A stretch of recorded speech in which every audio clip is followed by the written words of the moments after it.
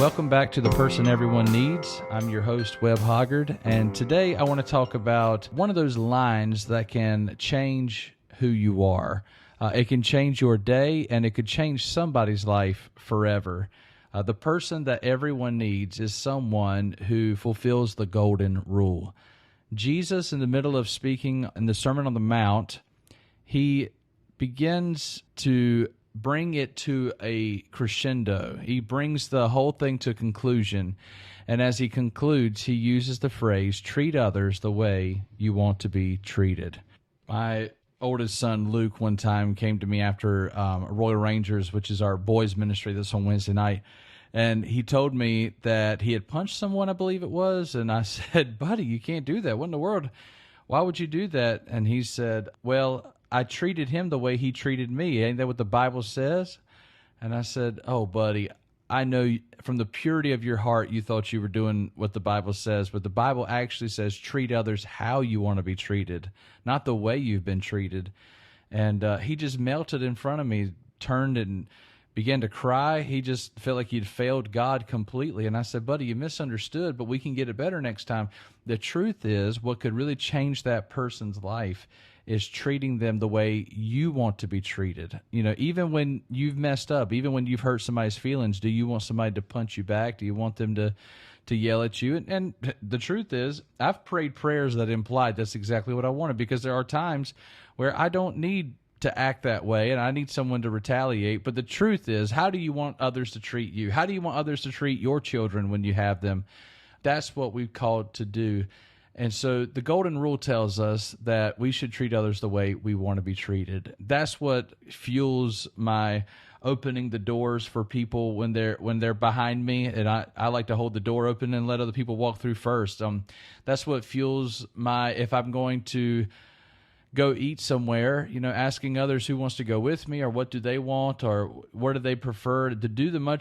As much as I can, I try to treat others, you know, because I like to be asked where I want to eat. I like to be asked what I want to eat. So that must be something that all of us enjoy. And so I appreciate that. When people ask me about the things that matter to me, I realize how much I love that. So that's why I've tried to be curious and start asking questions about others, because I think everybody loves when people take the time to get to know one another.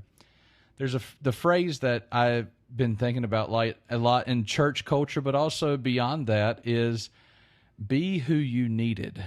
Be who you needed. Can you imagine being 8 years old again? What kind of person did you need at that time? I've even heard some counselors say, go to the child in your mind, that child that got hurt or whatever, go to that child in your mind and wrap your arms around him and tell him it's going to be okay. Like, it's a counseling technique to go to who you were when you had the greatest amount of trauma and try to tell that person, like, it's going to be okay, you're going to get through this. If that's the case, if you can kind of visualize who it is that you needed, the chances are is you know exactly what the person in front of you needs. What does your mother need right now? What does your father need right now? What does your pastor need right now? What does your teacher need? What's your boss need? What does your children, what's your spouse need? And then do all that you can to treat them the way that they need to be treated. Be who you need. I'm not telling you to forget yourself. No, in fact, the chances are that if you will serve others more brightly, then you will also be served. There's a proverb that says, he who refreshes others will himself be refreshed. So be who they need. Be who others need. See yourself at the age that you were, and then try to be that for some kid that you know. See yourself early in marriage and how difficult that was. Or maybe there was something that you wish you'd learned earlier. And if you see a young family, hey, say, you know, I don't expect you to change. I'm not expecting to have anything, but I just wish somebody would have said this to me when I was where you were. Take the time to be who you needed. Be who your spouse needs, who your child needs, who your boss needs. Take the time to figure out what they need the most, and then be that. And then what I'm telling you, the reason I'm telling you that is the people who are the most fulfilled in this life are not people who will look around and ask, well, when am I going to be fulfilled? Or when are they going to do for me? Or when are they going to help me out? Or when am I going to be made right? The happiest people, the most fulfilled people, the most satisfied people in life are people who look around and say, how can I help you? How can I take care of you? The truth is, most likely, you're healthier than you think you are. most likely you have the opportunity to be satisfied right now. You have everything you need to be happy in this life. You have everything you need. You have, I was telling my sons here recently, you've got clean water. A lot of the children in the world don't even have clean water, and yet you scoff at it unless it's got some kind of Kool-Aid drink mix in it. You don't even want it. What if we became people who recognize the richness that we have, and we enjoyed it, we were thankful for it, and we were appreciative of it, and then from all of that understanding of our richness, we could do all that we could to bless others? That from our deep sense of joy, we could serve anyone around us, and we wouldn't look for it in return because we had received the fullness of it. We understood who we really are in our core. Be who you needed. And I can tell you, what the person is that's on the other side of you, they don't need you to be needy.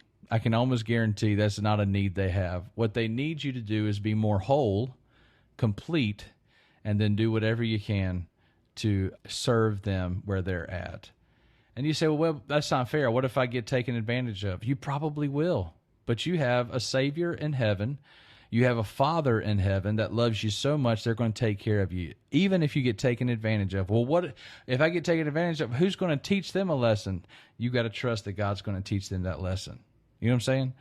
Like, you have to get okay with the fact that you might not get everything you want, and that doesn't mean you don't have anything. It's actually pretty immature to live that way, to think that every single time you come to the table, you got to eat everything you want because you may never get to eat again. That's how the devil gets you tripped up, and he doesn't trip only people who are poor that way, or people who are it's the people with impoverished mindset, but some of the richest people are people who can't pass up an opportunity to get the thing they want, because what if I never get another opportunity to get it?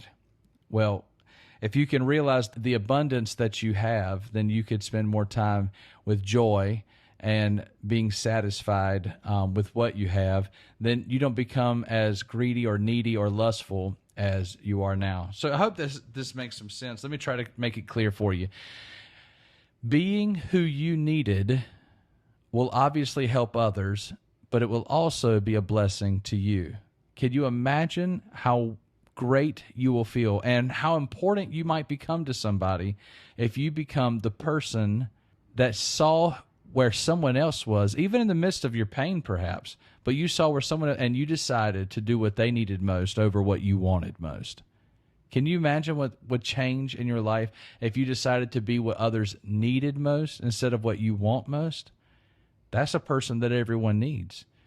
That's a person that everyone's looking for right now. And the coolest thing about it is that's a person that you can be.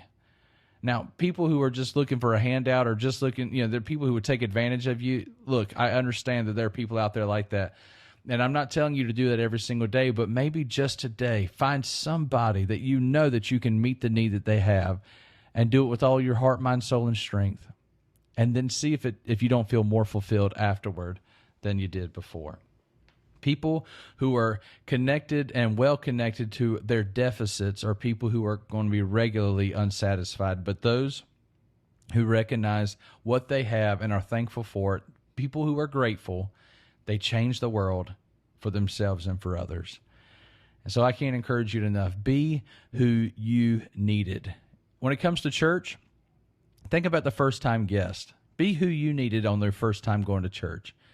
When it comes to a young person who is going through a difficult circumstance, think about what you needed. Did you need somebody to yell at you and tell you how bad you are? The chances are they already know. What did they really need? They probably needed you to stand in the fray and say, even though you've messed up, even though you've failed, look, I'm not going anywhere. I love you enough to sit right here with you. I will not abandon you. Be who you needed. On the days when you're looking at people whose marriages are failing, it's not important for us to point blame or say what needs to be done or what you could have done differently. Like we should not be people who are on any way doing autopsies on other people's lives. What we need to be doing is saying, hey, I won't leave you and I won't forsake you. I'm not going to run away just because you did something wrong or got something wrong. You need to be a friend who will enter the fray. People like Paul. Paul constantly talked about in the New Testament people who had influenced who he was. And who knows, you might be the person that's listed at the end of somebody else's book one day because you took the time to be who they needed you to be, because you decided to be who you needed when you needed somebody the most. I'm sure you've been abandoned. I'm sure you've not been taken care of. I'm sure that somebody has failed you. I'm not trying to in any way take away the pain. What I'm trying to say is the only way really to come out of it is to learn from it and then be what someone else needs you to be. And being who others need you to be, well, that's a person that everyone needs.